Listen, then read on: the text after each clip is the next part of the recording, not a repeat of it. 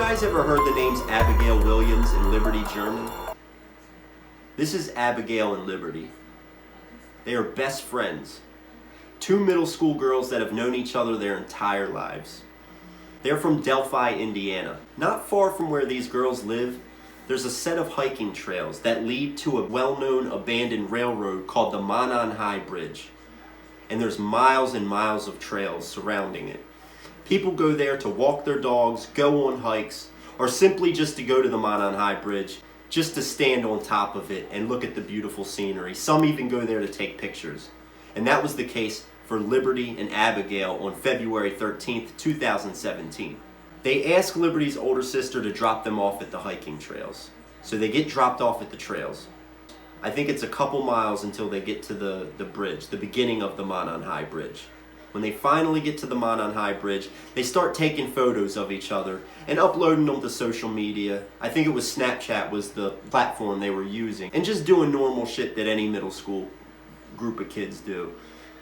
In fact, here's one picture that Liberty took of Abigail standing on top of the Monon High Bridge. Fast forward to later that day. When the two girls failed to return to the location of where they were supposed to be picked up at, the families went berserk. They were calling friends, family, trying to figure out where the girls are. They haven't heard from them. They start freaking out, flipping out, until they finally contact the Delphi Indiana State Police. The police and a group of volunteers conduct a search mission in those woods. They're searching for these two girls all the way up until 12 midnight that night. They never found the girls that night. They had to call off the mission because it was getting late and it was so dark that the police were worried people were going to hurt themselves. But they continued their search mission the following day at 7 a.m. The police and the group of volunteers met back up at the hiking trails the very next day at 7 a.m. They were searching these woods with a fine-tooth comb, searching through the waters, through the woods, the trails, everywhere, looking for Abby and Liberty. Unfortunately, at 12 noon that day, the two girls were found, and it wasn't good. Both the girls were found dead, side by side, in the woods, not far from that Monon High Bridge. When the police recovered the two girls' cell phones, what they found on their cell phones was unbelievable.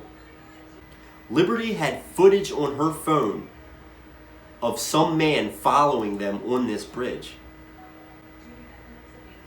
Liberty had audio on her phone of this man's voice saying, "Guys, down the hill." Guys, down the hill. Guys, down the hill. Now the police released all this information to the public.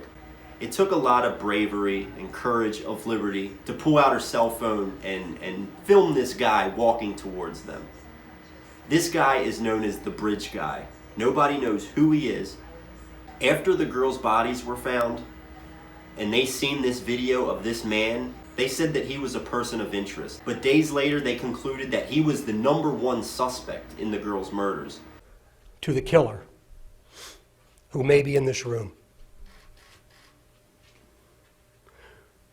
we believe you are hiding in plain sight. For more than 2 years, you never thought we would shift gears to a different investigative strategy, but we have. We likely have interviewed you or someone close to you. We know that this is about power to you, and you want to know what we know.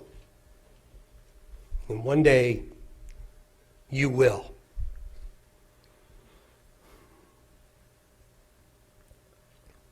A question to you. What will those closest to you think of that you brutally murdered two little girls? Two children. Only a coward would do such a thing. We are confident that you have told someone what you have done. Or at the very least, they know because of how different you are since the murders. There was a few eyewitnesses on the trails that day that seen people that they described to the cops, and there was a couple police sketches conducted.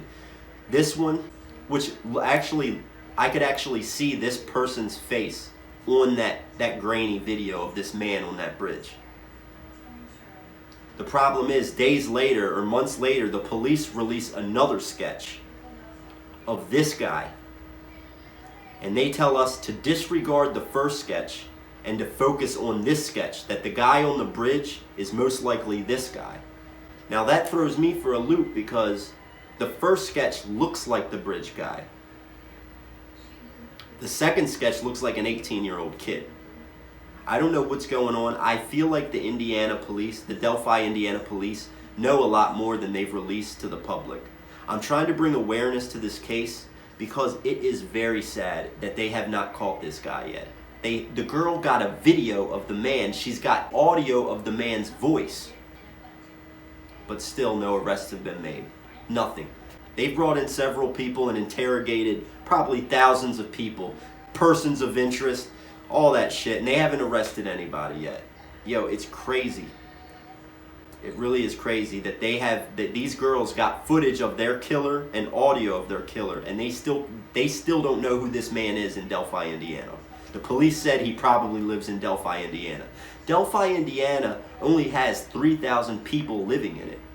If they went through every single person in Delphi, Indiana, don't you think they could find the guy in this video? If you want my opinion, the guy looks like he's in his 50s. He looks like he's like 52 to 57.